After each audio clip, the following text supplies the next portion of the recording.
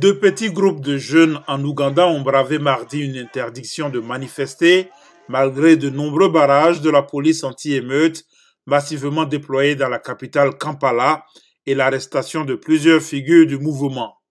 Les organisateurs de ces manifestations pour dénoncer la corruption et inspirés par le soulèvement de la jeunesse au Kenya ont annoncé vouloir marcher en direction du Parlement dont les alentours ont été bouclés par les forces de l'ordre. Plusieurs manifestants ont crié « Anita must go »,« Anita doit partir », en référence à Anita Among, la présidente du Parlement. Je veux qu'Anita Among démissionne. Il a volé ce pays. Ses ressources ne lui appartiennent pas. Il s'agit de l'argent des contribuables. J'invite tous les jeunes Ougandais à sortir en grand nombre, protester notre droit. Trois figures du mouvement, George Victor Otieno, Kennedy Indiamwaki et Praise Alokin Opoje, ont été arrêtés alors qu'ils marchaient vers le Parlement et emmenés dans un lieu inconnu par la police.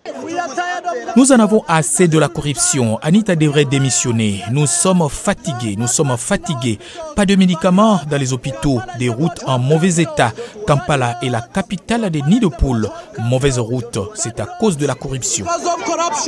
Lundi déjà, 3 députés de la plateforme d'unité nationale dirigée par l'opposant Bobi Wine ont été placés en détention provisoire. Les locaux de son parti, la NUP, sont encerclés par les forces de l'ordre.